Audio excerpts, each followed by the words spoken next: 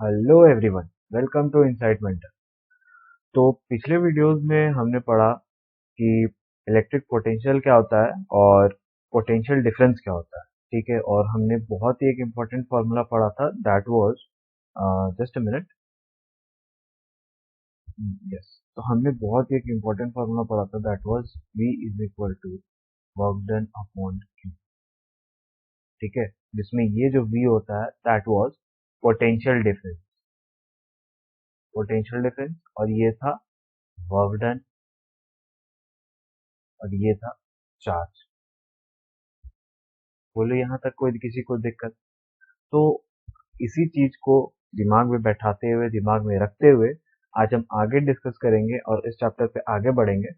और आज हम बहुत ही इंपॉर्टेंट कंसेप्ट इस चैप्टर का हम पढ़ने जा रहे हैं, जिसका नाम है Ohm's law.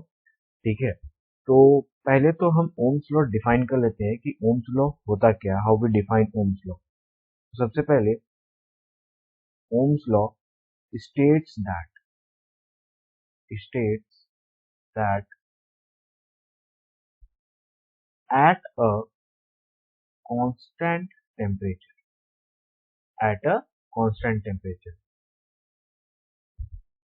the current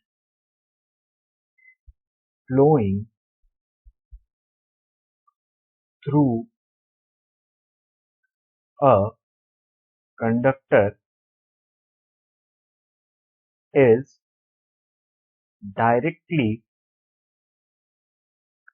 directly proportional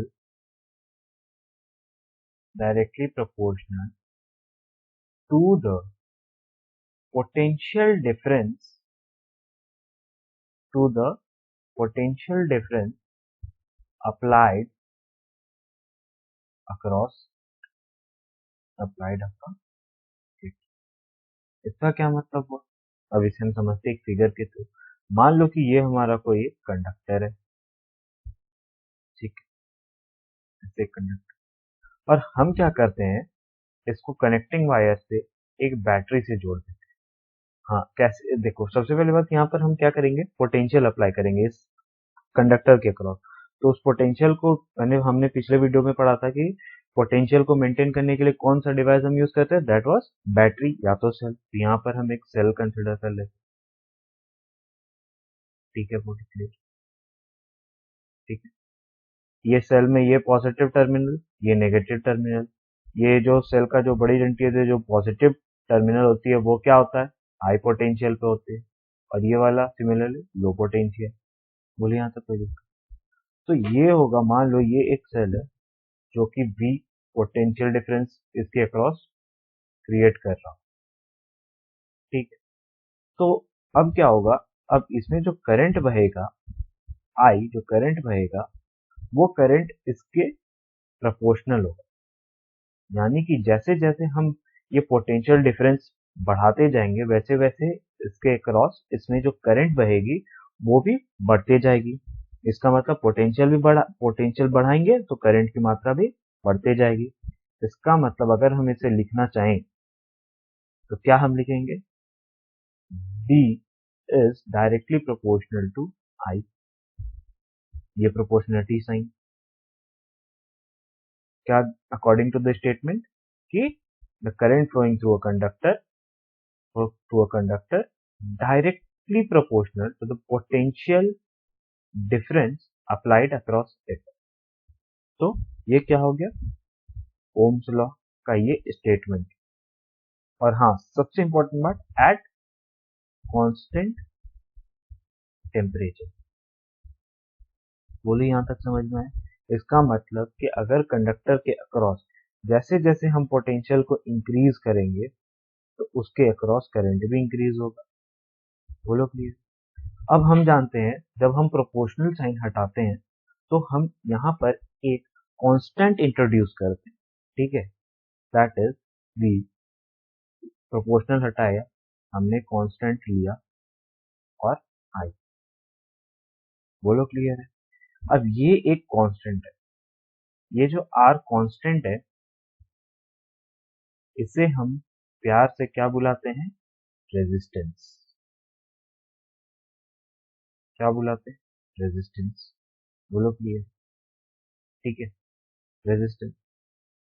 तो ओम्स लॉ से हमारे पास एक बहुत ही इंपॉर्टेंट फॉर्मूला डिराइव होता हुआ आया, that is V is equal to I R. ठीक है, where V is potential difference applied, I is current flowing through it, current flowing through it, और R रेजिस्टेंस। ठीक है, बोलो यहाँ तक क्लियर हुआ। ठीक, V is equal to I R, ये बहुत इंपॉर्टेंट फॉर्मूला, इससे न्यूमेरिकल्स बनती है, हम आगे सॉल्व भी करेंगे। ठीक है, अब ओम्स लॉ का ग्राफ हम देख लेते हैं। तो ये देखो, यहाँ पर मैंने ओम्स लॉ का ग्राफ भी दिया। मैंने कहा क्या, अकॉर्डिंग टू द स्टेटमेंट मैंने क्या कहा कि जैसे जैसे हम एक कंडक्टर के अक्रॉस पोटेंशियल बढ़ाएंगे वैसे वैसे करंट भी बढ़ेगा। ये देखो, जब ये देखो, जस्ट अ मिनट।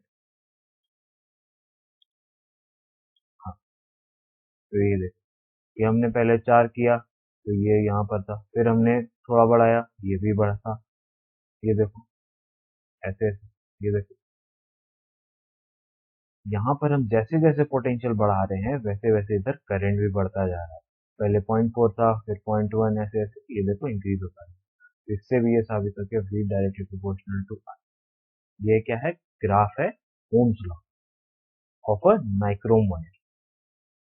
बोलो क्लियर। अब हम दो तरह के डिवाइस होती हैं वो हम डिस्कस करेंगे। ठीक है, तो दो तरह की कौन कौन से डिवाइसेस होती हैं, टू टाइप्स ऑफ डिवाइसेस। ठीक है, कौन कौन सी, एक होती है ओमिक डिवाइस और सेकंड होती है नॉन ओमिक।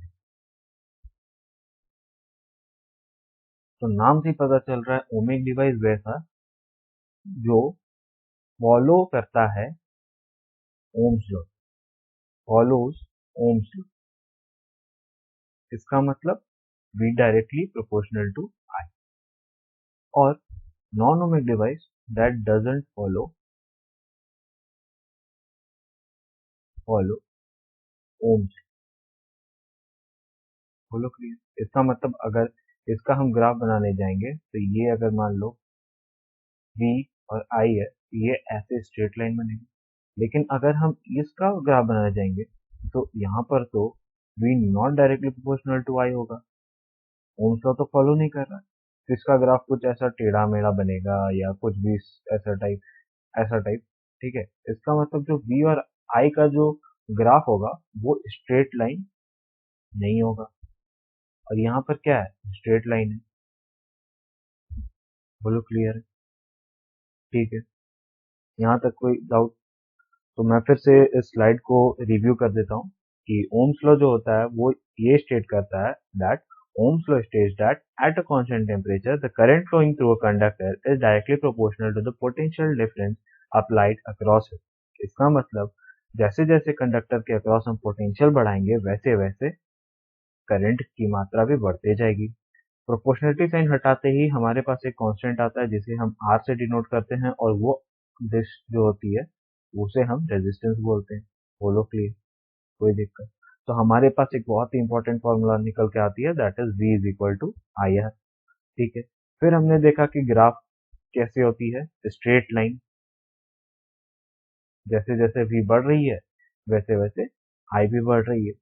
फिर हमने पढ़ा टू टाइप्स ऑफ डिवाइसेस होती हैं, पहला ओमिक डिवाइस, दूसरा non ohmic device. Ohmic device यानी कि फॉलो ओम्स लॉ। इसका मतलब अगर हम इसका ग्राफ बनाएंगे तो ये स्ट्रेट लाइन देगा और बी डायरेक्टली प्रोपोर्शनल टू आई होगा। और non ohmic device that doesn't follow ohms law, इसका मतलब डायरेक्टली प्रोपोर्शनल नहीं होगा और ये एक स्ट्रेट लाइन नहीं होगा। बोलो यहाँ तक क्लियर है। ठीक है, चलिए आगे बढ़ते हैं।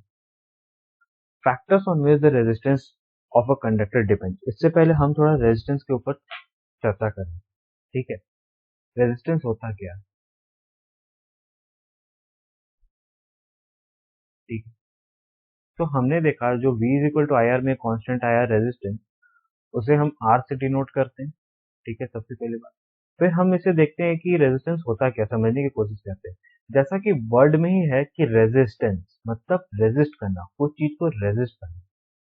इसका मतलब ये क्या करता है, हमें पता है कंडक्टर में इलेक्ट्रॉन्स होते हैं, ठीक है। तो जब इलेक्ट्रॉन्स फ्लो करेंगे तो करंट भी फ्लो करेगा, लेकिन ये रेजिस्टेंस एक ऐसी प्रॉपर्टी है, वो क्या करेगा कि जो इलेक्ट्रॉन का फ्लो है उसे स्टॉप करेगा या रेजिस्ट करेगा, उसे रोकने की कोशिश करेगा, ठीक है। तो अब हमने कहा क्या कि अगर इलेक्ट्रॉन का फ्लो इलेक्ट्रॉन का फ्लो रुक जाएगा तो करंट का फ्लो भी कम हो जाएगा। मतलब इलेक्ट्रॉन का फ्लो है वो क्या करा रहा है, करंट का भी फ्लो करा रहा है। अगर इलेक्ट्रॉन का फ्लो कम हो जाएगा, रुक जाएगा, तो सिमिलरली जो करंट का फ्लो होगा वो भी तो कम हो जाएगा, और अगर वो भी रुक सकता है तो रेजिस्टेंस का मतलब ही ये होता है कि वो क्या करता है, करंट के फ्लो को कम करता है, रेजिस्ट करता है, रोकता है, ठीक है। तो हम इसे डिफाइन कैसे करेंगे, it is a property it is a property of a conductor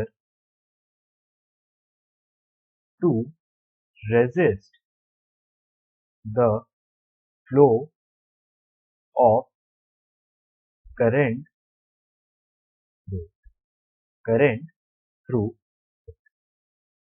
बोलो क्लियर। रेजिस्टेंस वर्ड से ही समझ में आ रहा है, रेजिस्ट यानी कि रोकना। करंट क्यों आता है, इलेक्ट्रॉन्स के फ्लो को, तो ये क्या करेगा, अपने रेजिस्टेंस वो प्रॉपर्टी है, इलेक्ट्रॉन के फ्लो को रोकेगा, उसके कारण क्या होगा, जो फ्लो ऑफ करंट भी है वो भी रोकेगा। बोलो क्लियर। रेजिस्टेंस की जो एसआई यूनिट होती है, SI unit of resistance, SI unit of resistance को हम प्यार से बोलते हैं ओम, ठीक है, ओम। और इसे हम ऐसे दिखा, बोलो क्लियर। क्या है एसआई यूनिट, ओम, और हम इसे ऐसे दिखाते हैं, बोलो क्लियर, ठीक है। यहाँ तक किसी को कोई दिक्कत। Resistance property of a conductor, जिसके कारण वो क्या करता है, इलेक्ट्रॉन को फ्लो को रेजिस्ट करता है, सिमिलरली जिसके कारण करंट का फ्लो भी रेजिस्ट हो जाता है। उसका ऐसा यूनिट ओम होता है और हम उसे ऐसे शो करते हैं, ये उसका सिंबल है, बोलो क्लियर। अब रेजिस्टेंस किन फैक्टर्स पे डिपेंड करता है, ठीक है। जो रेजिस्टेंस होता है वो कंडक्टर्स की किन प्रॉपर्टी पे, ये देखते हैं हम। आइए, तो मान लो ये कंडक्टर ऐसे मैंने बनाया, ठीक है, इसका ये कुछ लेंथ होगा, सिमिलरली ये कुछ क्रॉस सेक्शन इसका एरिया होगा। तो जो रेजिस्टेंस है वो इस लेंथ के डायरेक्टली प्रोपोर्शनल होता है, ठीक है।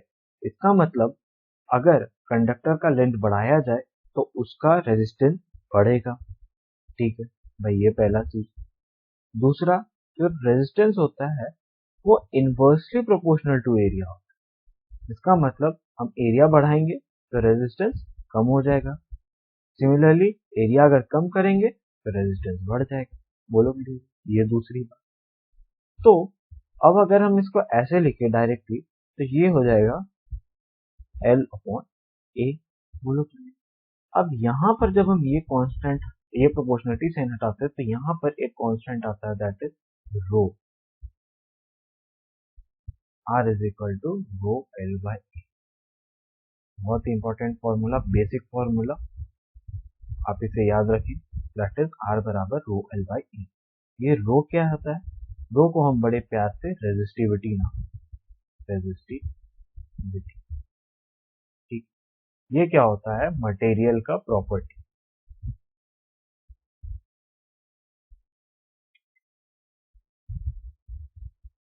ये प्रॉपर्टी मतलब कि इसके पास कितना क्षमता है, कितना ताकत है ये करंट के फ्लो को रोकने का, बोलो क्लियर है, ठीक है। अब रेजिस्टिविटी जो होता है, इट इज इंडिपेंडेंट ऑफ, ध्यान से सुनो, it is independent of length and area of conductor. ये बहुत इंपॉर्टेंट बात है। रेजिस्टेंस जो होती है वो लेंथ और एरिया पे डिपेंड करती है, बट जो रेजिस्टिविटी होती है वो इंडिपेंडेंट होती है। बोलो क्लियर बात? कोई दिक्कत? जो रेजिस्टिविटी होती है उसकी एसआई यूनिट ओम मीटर होती है। बोलो क्लियर है? अब आप पूछोगे कि कैसे? अब देखो, हमने क्या लिखा, R is equal to rho L upon A. ठीक है, तो रो एल अपॉन, यहाँ पर ये आएगा ए। ठीक है, अब अगर हम इसे थोड़ा रीअरेंज करें तो हम ऐसे लिख सकते हैं R A upon L is equal to रो।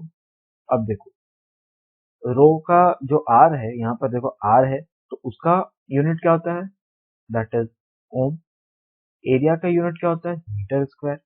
और नीचे लेंथ का यूनिट क्या होता है, मीटर। ये देखो, एक मीटर से मीटर कट जाएगा तो बचा कि ओम मीटर। बोलो क्लियर? कोई दिक्कत? अब यहाँ पर एक मैं छोटी सी बात आपसे करना चाहूंगा, ठीक है, बहुत ही इंपॉर्टेंट है, कि जो रेजिस्टिविटी होती है और रेजिस्टेंस होती है वो टेम्परेचर पे भी डिपेंड करती है। Resistivity and resistance also depend on temperature. ठीक है, लेकिन मैक्सिमम अभी आपके क्लास में, 10th क्लास में, आपको हमेशा टेम्परेचर कांस्टेंट ही दिया जाएगा, तो आप इस बात को उतना मतलब डरने की कोई बात नहीं है। आपको हर सवाल में आपके लिए टेम्परेचर जो होगा कांस्टेंट ही रहे। बट यहाँ पर मैंने इस बात को इसलिए लिखा क्योंकि अगर मान लीजिए आपसे पूछा जाए कि हाई टेम्परेचर्स पे अगर हमें एक्सपेरिमेंट कैरी आउट करना है तो हम क्या लेंगे, मेटल लेंगे, अलॉयज लेंगे या इंसुलेटर्स लेंगे। ठीक है, तो उस केस में ये पॉइंट बहुत ही इंपॉर्टेंट रखती है कि हाई टेम्परेचर पे, जैसे कि मैंने अभी कहा कि रेजिस्टिविटी और रेजिस्टेंस क्या होती है, वो टेम्परेचर पे डिपेंड करती है। ठीक है, तो अगर हम मान लीजिए अभी हमने रूम टेम्परेचर पे करा, ठीक है, एक कंडक्टर है, कॉपर मेटल का रेजिस्टेंस है। ठीक है, अभी हमने रूम टेम्परेचर पे करा। ठीक है, यहाँ पर मैं लेता हूँ एग्जांपल में कि एक रूम टेम्परेचर पे हमने कैरी आउट कराया एक। ठीक है, मान लीजिए उसका रेजिस्टेंस आर है, वो कंडक्टर है। अब हमने क्या करा, ऐसा जगह पे उसी सेम एक्सपेरिमेंट को ऐसा जगह पे दोहराया जहां पर बहुत ज्यादा गर्मी है, यहाँ वहां पर टेम्परेचर बहुत ज्यादा है। तो क्या होगा, कंडक्टर के केस में जो रेजिस्टेंस होती है वो बढ़ेगा विथ टेम्परेचर। यानी कि जैसे जैसे टेम्परेचर बढ़ेगा वैसे वैसे ये रेजिस्टेंस भी बढ़ता चला जाए। तो जब हम एक्सपेरिमेंट रूम टेम्परेचर पे करेंगे तो एक्सपेरिमेंट की डेटा या जो वैल्यू आएगी वो कुछ अलग आएगी। और जब हम टेम्परेचर दूसरे जगह पे जहाँ पर टेम्परेचर आता है वहां पर जब करेंगे तो रेजिस्टेंस बढ़ने के कारण वहां पर कुछ और वैल्यू आएगी। तब तो हमारा एक्सपेरिमेंट सही नहीं होगा, दो जगह कॉन्ट्राडिक्ट कर जाएगा। तो इसीलिए हम क्या यूज करते हैं, हाई टेम्परेचर्स के लिए हम यूज करते हैं अलॉय। अलॉयज ऐसा होता है जिनका जो रेजिस्टेंस होता है वो टेम्परेचर के साथ बहुत ही नेग्लिजिबली वेरी करता है। That very negligibly with temperature. ठीक है, तो अगर आप इसको रूम टेम्परेचर पे करोगे, इसके साथ अगर आपको एक्सपेरिमेंट करना चाहो और आप अलॉय यूज कर रहे हो और आप उसे रूम टेम्परेचर पे करोगे और फिर आप उसे ऐसी जगह पे जाके करोगे जहां पर टेम्परेचर बहुत ज्यादा है, तो आपको रिजल्ट्स मोर और लेस इक्वल मिलेंगे, क्योंकि जो अलॉयज की रेजिस्टेंस और रेजिस्टिविटी होती है वो टेम्परेचर से बहुत ही नेग्लिजिबली वेरी करती है। मतलब टेम्परेचर से उससे बहुत ही कम फर्क पड़ता है, और इतना कम फर्क पड़ता है तो हम उसे नेग्लिजिबल ही मान देते हैं, नेग्लेक्ट कर देते हैं कि हाँ भाई चलो इतना कोई मायने नहीं रखता। बोलिए, यहाँ तक क्लियर है? कोई दिक्कत किसी को? तो चलो फिर आगे बढ़ते हैं। हाँ, इस स्लाइड में ये बहुत ही इंपॉर्टेंट फॉर्मूला है, आप ये याद रखेंगे, that is R is equal to rho L by A. आर क्या हो गया, रेजिस्टेंस। ठीक है, रो हो गया आपका रेजिस्टिविटी, एल हो गया length, L is length of the conductor. ठीक है, और ए जो हो गया ये जो ए है, A is area of the conductor through which current flows. बोलो क्लियर। बहुत ही इंपॉर्टेंट है, rho is equal to R is equal to rho L by A. ठीक है, चलिए आगे बढ़ते हैं। तो हम कुछ ओम्स लॉ के ऊपर, ओम्स लॉ के जो हमने दो फॉर्मूले पढ़े अभी, V is equal to I R और R is equal to rho L by, उससे रिलेटेड हम कुछ न्यूमेरिकल्स देख लेते। ठीक है, okay. How much current will an electric bulb draw from a 220 volt source if resistance of the bulb filament is 1200 ohm। ठीक है, तो हमने पढ़ा था क्या, V is equal to I R. ठीक, तो हमारे पास गिवन डेटा क्या है, पहले हम अपन गिवन डेटा पहले फोकस करते हैं। गिवन डेटा में है ए पार्ट में ये कि पोटेंशियल डिफरेंस है 220 वोल्ट और रेजिस्टेंस कितना है 1200 ओम, और हमें निकालना क्या है कि कितना करंट फ्लो करेगा। तो V is equal to I R में भी पुट कर दो 220 वोल्ट, आई निकालना है, आर है 1200, तो आई की वैल्यू आ जाएगी आपके पास 220 अपॉन 1200। ठीक है, इसे आप अगर सॉल्व कर लोगे तो ये 0 से 0 कट जाएगा, ये 2 से 2 11 और ये 260, इसका मतलब 11/60 एम्पियर। करंट की ऐसा यूनिट क्या होती है, एम्पियर। ठीक है, डी वाले केस में हमारे पास गिवन क्या है, will an electric heater coil draws from 220 volt if the resistance of the heater is 100 ohm। इसका मतलब V कितना है 220 वोल्ट, बोलो प्लीज, रेजिस्टेंस कितना है 100 ओम, और हमें निकालना क्या है I by using Ohm's law. हमने बहुत बाय यूजिंग ओम्स लॉ एक शानदार सा फॉर्मूला पढ़ा था, क्या लॉ, क्या V is equal to I R.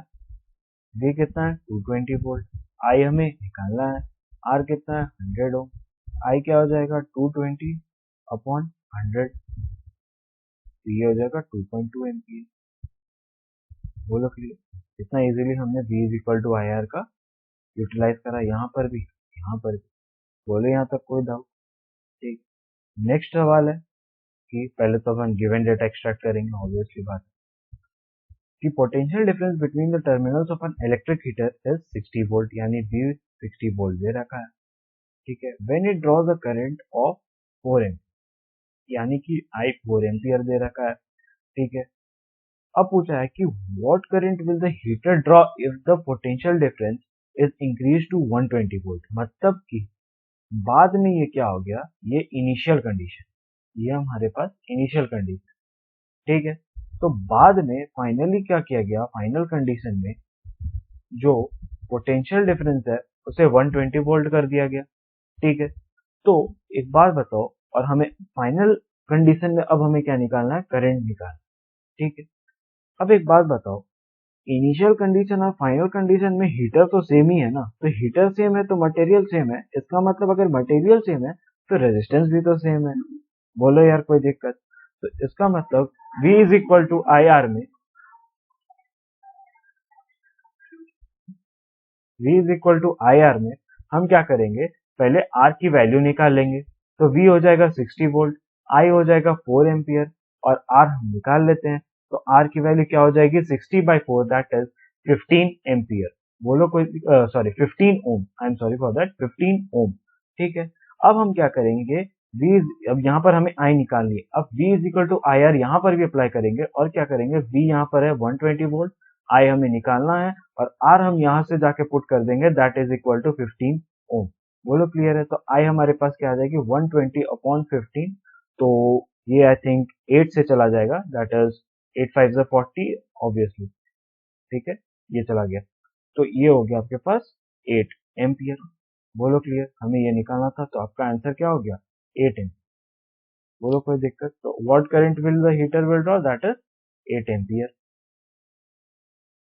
ठीक है, अब नेक्स्ट सवाल। ठीक है, a wire of given material having length L and area of cross section A has a resistance of 4 ohm। ठीक है, अपन लिख लेते हैं, दैट इज L कितना दे रखा है हमारे पास, हाँ L है, एरिया इनिशियल हमारे पास कितना है, A है, और इसकी रेजिस्टेंस क्या दे रखी है, 4 ओम। ठीक है, what would be the resistance of another wire of same material. ठीक है, ये बहुत बड़ा एक हिंट दे रहा है आपको कि सेम मटेरियल, यानी कि जो उसकी मटेरियल प्रॉपर्टी हमने क्या पढ़ा था, जो रेजिस्टिविटी है रो, वो दोनों की सेम है। ठीक है, तो अब अगर हम इसके लिए R is equal to rho L by A लिखेंगे तो हम क्या लिखेंगे, R कितना है, 4 ओम, रो है, और ये L गिवन है और ये A गिवन है। ये आपकी इनिशियल कंडीशन में, ये आपकी इनिशियल कंडीशन में। ठीक है, और फाइनल कंडीशन में क्या किया जा रहा है, जो लेंथ है उसे L बाई 2 कर दिया जा रहा है, जो लेंथ है उसे L बाई 2 कर दिया जा रहा है, और जो एरिया है उसे 2A कर दिया जाए। ठीक है, what would be the resistance of another wire of same material having length L by 2 and area of cross section 2। बोलो कोई दिक्कत। अब इसके लिए अगर हम लिखें R new is equal to, और यहाँ पर क्या लिखा था, सेम मटेरियल, जिसका मतलब रो दोनों के लिए सेम होगा, तो यहाँ पर रो ही होगा, रो। L इसके लिए क्या है, L बाई 2 है, और एरिया कितना है, 2A हो गया, इसका मतलब रो L बाई 4A हो गया ये। बोलो, और ये देखो, ये कुछ जाना पहचाना सा लग रहा है, रो L बाई A का वैल्यू क्या था यहाँ पर, 4 ओम। बोलो कोई दिक्कत, ये देखो, तो यहाँ से रो L बाई A का वैल्यू हम पुट कर देंगे, और रेजिस्टेंस क्या हो जाएगा, R new is equal to 4 upon 4, that is equal to 1। बोलो यहाँ तक कोई दिक्कत। ठीक है, तो हमने आज के लेक्चर में ये पढ़ा कि ओम्स लॉ क्या होता है। ठीक है, एक बार हम रिकैप कर लेते हैं, ओम्स लॉ क्या होता है। It state that at a constant temperature the current flowing through conductor is directly proportional to the potential difference across it. मतलब पोटेंशियल डिफरेंस बढ़ाएंगे, करंट बढ़ेगा, उस प्रोपोर्शनलिटी साइन हटता है, रेजिस्टेंस एक कांस्टेंट टर्म आता है। ठीक है, फिर हमने पढ़ा दो तरह के डिवाइस होती है, एक ohmic device, non ohmic device. Ohmic device that follows Ohm's law, non ohmic device that doesn't follow Ohm's law. फिर हमने देखा वीआई का ग्राफ, ओम्स लॉ में वीआई का ग्राफ कैसा आता है, स्ट्रेट लाइन। फिर हमने डिस्कस करा रेजिस्टेंस के बारे में। रेजिस्टेंस क्या होता है, property of a conductor to resist the flow of a current through it.